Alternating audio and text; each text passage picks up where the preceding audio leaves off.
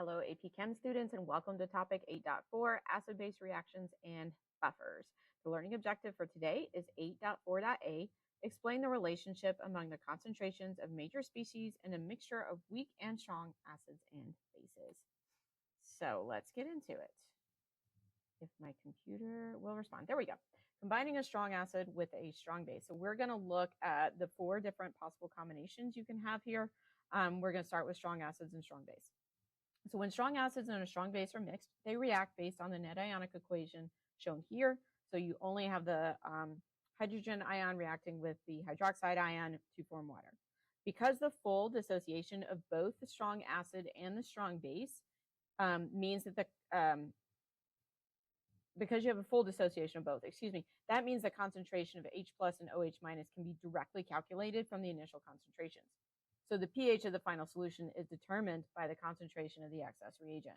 So all you would do is a BCA table to determine what species is in excess, and then you can calculate the pH strictly by looking at the moles of excess of whichever species divided by the total volume of the solution, and you'll be done. So when it gets a little bit more involved is when you have a weak component reacting with a strong component. The light is doing something very strange to my green screen today. Looks like I'm missing part of my face. When a weak acid and a strong base are mixed together, they react based on this net ionic equation. So you have your weak acid and your strong base, and then you end up with a relatively strong conjugate base and then water. So the resulting pH calculation depends on which component is in excess. So again, you're going to start with the BCA table to determine which is in excess first. Now, BCA tables with acids and bases are very straightforward because they always react in a one-to-one situation. You lose one hydrogen, and so then for every acid, and so then you will always just have minus x plus x plus x. And also we get to ignore the water because it's a liquid, and so we don't need to take it into account in calculations. So once you do your BCA table, if the weak acid is in excess, then a buffer is formed, and you can determine the pH by using the Henderson-Hasselbalch equation. We're not going to talk about the Henderson-Hasselbalch equation until topic 8.9, so I'm putting a note about that there, but we'll actually show you how to do that calculation later. If the strong base is in excess, then the pH is determined by the moles of excess hydroxide divided by the total volume of solution, and then in this way. So you'll determine your calculation of OH minus in the way that I just said, making sure that your total volume is in liters. That'll allow you to calculate the pOH, and then you can subtract from 14 to get your pH. If the weak acid and the strong base are equimolar, then the pH will be greater than 7 due to the presence of a relatively strong conjugate base. And calculations can be performed by using an ice table with an equilibrium expression for the basic salt, which is the reverse of the reaction shown up here. So in this case, the basic salt turns around and acts as a base, and then you reproduce your reactants, right? And so then this is basic. And so we talked about this in topic 8.3. So if you need a review on that, go back and look at those slides. So I've dropped those images in there to remind you of that. But this becomes a weak base calculation then. If we have the opposite situation and you have a strong acid with a weak base, when a strong acid and a weak base are mixed, they react based on this net ionic equation. So you have a base and you have your hydronium ion, and then of course a base is a hydrogen ion acceptor. So the base removes that hydrogen from hydronium, and then you're left with water. The resulting pH calculation again depends on which component is in excess. So if the weak base is in excess, then again you have a buffer, and you can determine the pH of that using the Henderson-Hasselbalch equation, which we'll talk about later. If the strong acid is in excess, then the pH is determined by the moles of excess H plus divided by the total volume of solution, much in the same way that we did the base in excess on the previous slide. But this one's a little bit more direct because when your H plus, that should say H plus, not H minus. When your H plus is in excess, then your pH calculation is a little bit shorter because you just do the negative log of that concentration directly. Again, that should say H plus. If the weak acid and strong base are equimolar, then the pH will be less than 7 due to the presence of the relatively strong conjugate acid, and calculations can be performed by using an ice table with the equilibrium expression for the acidic salt, where this reaction turns back around. And again, we talked about this in topic 8.3 when we talked about weak acid equilibrium, right? So here's strong acid with a weak base, and then you end up with an acidic salt. So then this is a hydrolysis reaction. And if you need more information on that, please return to topic 8.3 and watch that again. When you have a weak acid with a weak base, they react based on this net ionic equation. So you have an acid and a base, and then the base will accept the hydrogen from the acid, and so you end up with this net ionic equation. Now, this can be a little bit complicated because you have to think about the two competing weak equilibria. And you can do that, certainly, but in AP, they do not require those calculations, mainly because the amount of time that would be required for that is not necessarily worth the investment in terms of the learning and the time based on the time restrictions of the test. So this is not something you have to perform calculations for, pH calculations for, although it is totally reasonable for them to ask you to write a net ionic equation. It is also totally reasonable for them to ask you about a particle view diagram, but they will not ask you to do pH calculations. All right, so here's a practice for you.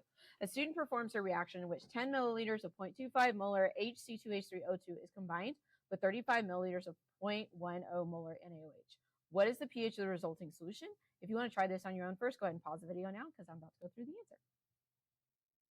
So in this practice problem, the first thing you're just always going to do when you do acid-base problems is you're going to do a BCA table. Just do it first, okay? As a reminder, BCA tables are filled with moles. So you need to calculate your moles first. So you got 0.25 molar times 0.01 liters. Remember to convert into liters from milliliters. Or you could do it in millimoles if you want to. So then that would be 0.0025 moles. And then for our base, we do a similar calculation. We get 0.0035 moles. And so then it's easy to see what our limiting reagent is here because since it's 1-to-1, we get to do a direct comparison.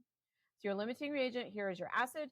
And so, also we get to ignore the liquid because it's not going to contribute to the calculations. And then this is your conjugate's going to start at 0. So then your acid is limiting. So we're going to subtract 0.0025 from each of your reactants. And we're going to add 0.0025 to your products. So then we run out of acid. And then we have an excess of 0.0010 moles of base. And then we also form some of our conjugate base here. But remember that even though this conjugate base is relatively strong, it is not nearly as strong as sodium hydroxide. And so sodium hydroxide, because it is a strong base, is going to overwhelm the system. And so any contribution from the conjugate base over here is minimal. And so you can calculate the pH by examining the concentration of your sodium hydroxide, and you get to ignore the contribution from the conjugate base. Because by the time we actually calculated that contribution, once we factored it in, it's going to be an insignificant change, and possibly even so insignificant that once we pay attention to significant figures, you wouldn't even see it in the calculations, right? It would be totally ignorable based on significant figures. So we're going to focus on sodium hydroxide. So the concentration of sodium hydroxide is 0.0010 moles divided by the total volume of solution. So don't forget to sum those. So we started with 10 milliliters of that and 35 milliliters of that. So we have 45 milliliters in total. So we'll divide by 0.045. When you do that math, I got 0.022 molar. So then we can use that to calculate our POH, which is 1.65. We can subtract that from 14 to get our pH, and we get a pH of 12.35, which makes sense because sodium hydroxide tends to be around 12, somewhere in that. So this makes sense to me based on what I know. All right, and so that is it. So what should you be able to do with this? Well, you should be able to determine the pH of a solution resulting from a mixture of a strong acid and a strong base after neutralization is complete. You should be able to write the equation for a strong acid, strong base, weak acid, strong base, weak base, strong acid, or weak acid, weak base reaction. Net ionic equation, that should say.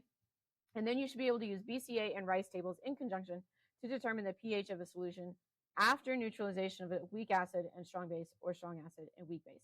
Now, I said in the slides that if you have the weak acid or the weak base, depending on which one of these situations you're doing, in excess, you can use the Henderson-Hasselbalch. And that is true. You can do that.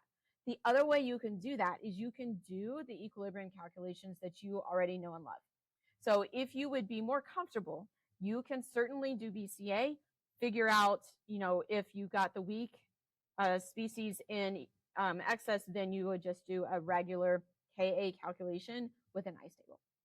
So that is also a totally acceptable way to do these calculations.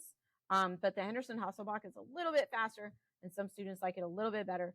And the Henderson-Hasselbalch equation is included on the equation sheet. So I liked to include that in the slides to let you know that that is also a totally acceptable way to do it when you've got a weak, strong situation because you have made a buffer. Okay, so that is it for topic 8.5. And I will see you soon for topic, or sorry, that was topic 8.4. I will see you soon for topic 8.5 when we'll talk about titrations.